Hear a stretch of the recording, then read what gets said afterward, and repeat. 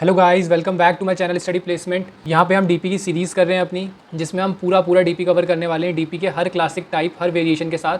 आज हम करने वाले हैं perfect sum problem using recursion plus memorization. ठीक है, ये प्रॉब्लम बिल्कुल सबसेट सम टाइप की तरह ही है।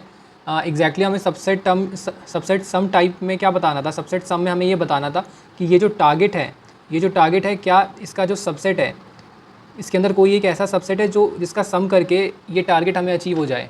वहाँ पे ये बताना था कि है या नहीं है, मतलब ट्रू है या फिर फॉल्स है सबसेट सम प्रॉब्लम में।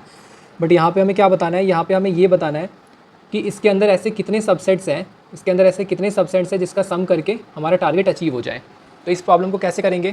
और हाँ, अगर सम की वैल्यू ज़ीरो है, अगर टारगेट की वैल्यू हमें ज़ीरो दे रखी है, तो हम एम्प्टी सबसेट को भी इंक्लूड करेंगे अपने आंसर में। ठीक है, तो हमें यहाँ पे क्या करना है, हमें यहाँ पे करनी है काउंटिंग, कि count the number of subsets जो कि सम बना दे टारगेट के इक्वल। ठीक है, अब इस प्रॉब्लम की इंट्यूशन क्या होगी, बिल्कुल सेम प्रॉब्लम है तो हम बिल्कुल सेम ही फंक्शन यूज़ करने वाले हैं, इंक्लूड या फिर एक्सक्लूड का। ठीक है, या तो हम अपने एलिमेंट को सम बनाने में इंक्लूड कर सकते हैं या फिर उसको नहीं करेंगे, यही पॉसिबल कंडीशंस हैं। तो इस एग्जांपल के साथ समझते हैं इसके इंट्यूशन को। जैसे यहाँ पे 1 है तो हम 1 को इंक्लूड कर सकते हैं, नहीं भी कर सकते। तो हमने मान लिया यहाँ पे हमारा 1 2 3 है, इसको एक बार ट्री डायग्राम से समझ लेते हैं। तो हम सबसे पहले 1 के लिए चूज़ कर रहे हैं कि हम 1 को इंक्लूड करेंगे या फिर नहीं करेंगे। तो 1 को हम यहाँ पे इंक्लूड कर रहे हैं और यहाँ पे 1 को हम इंक्लूड नहीं कर रहे हैं। ठीक है, तो 1 को इंक्लूड कर लिया तो क्या आ गया, हमारे सबसेट में 1 आ गया, और 1 को इंक्लूड नहीं किया तो हमारा सबसेट अभी एम्प्टी है। उसके बाद हम चूज़ कर रहे हैं कि हम 2 को इंक्लूड कर रहे हैं या नहीं कर रहे। ठीक है, तो 2 के लिए क्या चॉइसेस है, या तो इंक्लूड कर सकते हैं या तो इंक्लूड नहीं कर सकते।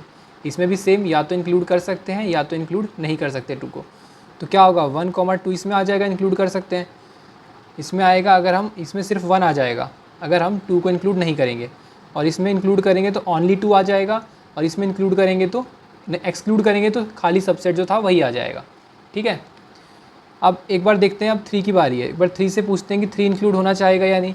तो 3 से पूछते हैं, तो यहाँ पर 3 को इंक्लूड करेंगे तो 1 2 3 आ जाएगा।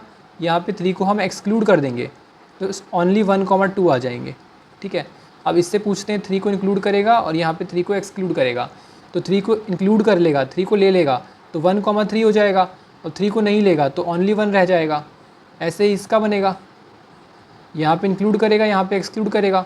तो 2, 3 अगर इसने ले लिया और 2 एज इट इज़ आ जाएगा, अगर नहीं लेगा यहाँ पे 3 आ जाएगा और यहाँ पे एक एम्प्टी सबसेट आ जाएगा, यहाँ पे लेगा और यहाँ पे नहीं लेगा तो। ठीक है, अब तो कोई एलिमेंट नहीं बचा। तो ये आपको ऐसी फीलिंग नहीं आ रही कि ये बैक ट्रैकिंग टाइप वाला क्वेश्चन है जिसमें हमें सारे सबसेट्स निकालने होते थे। तो इसमें भी हम वही करेंगे, हम अपने रिकर्जन से सारे सबसेट्स को फाइंड करेंगे, उनका सम निकालेंगे, और उनका सम निकाल कर हम क्या करेंगे, टारगेट से कंपेयर करेंगे। अगर वो टारगेट के इक्वल आ जाता है तो काउंट इंक्रीज़ कर देंगे।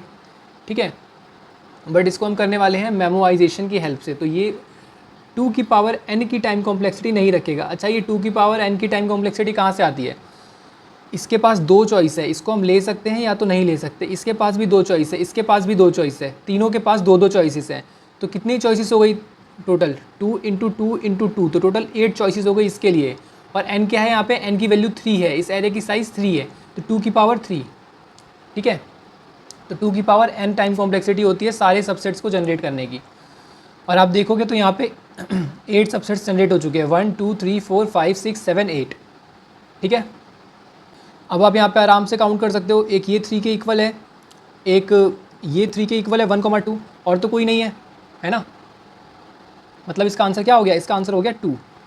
ठीक है, तो आपको ये समझ में आया कि इंक्लूड और एक्सक्लूड कैसे काम कर रहा है, आ गया होगा। तो इसका कोड बहुत सिंपल होने वाला है, बट अगर आप एक बार सबसेट सम वाली वीडियो देख ले तो आपके लिए और भी सिंपल बन जाएगा फंक्शन को समझना कि इंक्लूड एक्सक्लूड कैसे काम कर रहे हैं। अब हमने सारे सबसेट जनरेट कर लिए, तो हम अपने रिकर्जन कॉल में क्या पास करने वाले हैं, ये इंपॉर्टेंट है। रिकर्जन कॉल में हम पास करेंगे टारगेट में से माइनस करके। जैसे अभी हमारा टारगेट 3 है, ठीक है 3 है। अब हम हमारा अगर करंट एलिमेंट 1 है तो हम 3 में से 1 को माइनस कर देंगे और फिर बोलेंगे इतने में अगर 2 एग्जिस्ट करता है सम किसी का, तो बिल्कुल एक हमारा सबसेट सम मिल जाएगा, और ये ट्रू भी है। अगर हमने इसको इंक्लूड कर लिया तो इसका मतलब हमें टारगेट में अब 2 को खोजना है, क्योंकि 3 - 1 हो गया ना, अब सिर्फ 2 बचा है खोजने के लिए। और यहाँ पे अगर हमें 2 मिल गया तो 1,2 अचीव हो गया हमें। और यहाँ पे देखो, यहाँ पे अगर हम आ गए और यहाँ पे हमने सिर्फ 3 को इंक्लूड कर लिया तो 3 - 3 0, मतलब टारगेट 0 आ चुका है। तो जब भी टारगेट 0 आ जाएगा तभी हमारा सम हमें मिल जाएगा, हमारा सबसेट हमें मिल जाएगा, ठीक है। तो अब इसके कोड से इसको समझ लेते हैं। आप किसी भी लैंग्वेज में कोड करो, आप चाहे C++ में कोड करो या पाइथन में कोड करो या जावा में कोड करो, आपका जो इंट्यूशन है, लॉजिक है, वो बिल्कुल सेम रहने वाला है। तो आप उसको अपनी लैंग्वेज में इम्प्लीमेंट कर सकते हो। मैं यहाँ पे कोड समझाने वाला हूँ जावा में। ये हमारा जावा कोड है, क्लास है सॉल्यूशन की, ठीक है।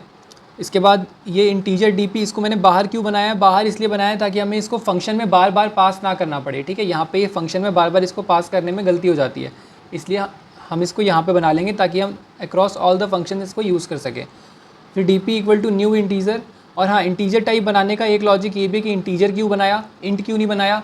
इंट बनाने में क्या होता है कि हमें उसको -1 से इनिशियलाइज़ करवाना पड़ता है, बट इंटीजर में ऐसा नहीं है। इसके अंदर पहले से ही जो नल वैल्यू स्टोर होती है, ठीक है, इसके अंदर पहले से ही नल वैल्यू स्टोर होती है, तो हमें आगे मेमोराइज़ करने में हेल्प मिलती है।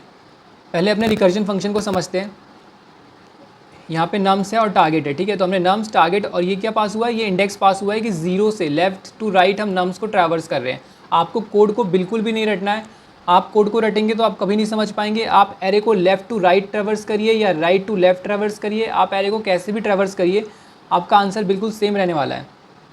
मैं यहाँ पे लेफ़्ट टू राइट ट्रैवर्स करके देख रहा हूँ। आप अपनी तरफ से राइट टू लेफ़्ट के लिए कोड ज़रूर लिखें ताकि आपकी प्रैक्टिस, और कोड को बार बार लिखें। अब इसको फंक्शन को समझते हैं। यहाँ पे हमने नम्स, टारगेट और इंडेक्स पास कर दिया है। इंडेक्स जब लेंथ के इक्वल हो जाए, हाँ ये दोनों हमारी बेस कंडीशंस हैं, ठीक है। ये पहले ही बता रखा है कि सबसे ऊपर आती है बेस कंडीशन और फिर बेस कंडीशन के बाद आता है मेमोराइज़ करने का step. DP recursion plus memorisation लिखने का स्ट्रक्चर यही होता है। जस्ट बेस कंडीशन के नीचे आता है मेमोराइजेशन वाला लॉजिक, उसके बाद हमारी कॉल्स आती हैं, ठीक है। फिर उसके बाद हम लिखते हैं कि हमें क्या रिटर्न करना है, क्या रिटर्न करना है, इंक्लूड एक्सक्लूड का मैक्स कब रिटर्न करना है, मिनिमम कब रिटर्न करना है, या उनको प्लस कब करना है, बूलियन में क्या करना है, एंड करना है या और करना है। ये सारी चीज़ें मैं आपको बताने वाला हूँ। जैसे जैसे क्वेश्चन आएंगे मैं आपको सारी चीज़ें बताऊँगा। अब यहाँ पे क्या होगा, जैसे ही इंडेक्स बराबर हो जाएगा नम्स डॉट लेंथ के, यहाँ पे अपनी एरे लिख लेते हैं 1 2 3। अब मान लो यहाँ पे हमने इसको कुछ इंक्लूड एक्सक्लूड किया, इसको भी कुछ इंक्लूड एक्सक्लूड, इसको भी कुछ इंक्लूड एक्सक्लूड, कोई सा भी कर लिया पैटर्न। अब इंडेक्स हमारा यहाँ पे आ चुका है, ठीक है, क्योंकि ये 0 1 2 यहाँ पे 3 आ चुका है, तो 3 इसकी लेंथ है, 3 यहाँ पे आ चुका है, इंडेक्स यहाँ 3 पे आ चुका है। तो इंडेक्स जब नम्स डॉट लेंथ के इक्वल हो जाएगा तो हम पूछेंगे कि टारगेट क्या 0 है। ये अगर आपको नहीं पता तो ये टर्नरी ऑपरेटर होता है। इसका मतलब होता है कि यहाँ पे कोई भी बूलियन कंडीशन होती है, अगर ये ट्रू होगी, ये क्वेश्चन मार्क है, ये पूछ रहा है, अगर ये ट्रू है तो ये रिटर्न कर दो, नहीं तो अगर ये फॉल्स है तो यहाँ पे कॉलन डाल के लिखते हैं कि ये रिटर्न कर दो, ठीक है। तो टारगेट अगर यहाँ तक आते आते 0 नहीं हुआ तो इसका मतलब क्या हुआ कि हमारा जो अभी जो हमने सबसेट बनाया है कुछ पैटर्न से, जैसे इंक्लूड एक्सक्लूड, जो भी पैटर्न हमने बनाया हो इसके अंदर, सपोज़ हमने आई का पैटर्न बनाया कि इंक्लूड करो, एक्सक्लूड करो, इंक्लूड करो, तो क्या आया 1 + 3 4। तो सबसेट सम तो नहीं आएगा 0, मतलब टारगेट 0 नहीं आएगा। तो यहाँ पे हमारा 0 नहीं आए तो यहाँ से रिटर्न कर दो 0, ठीक है, कि भाई हमें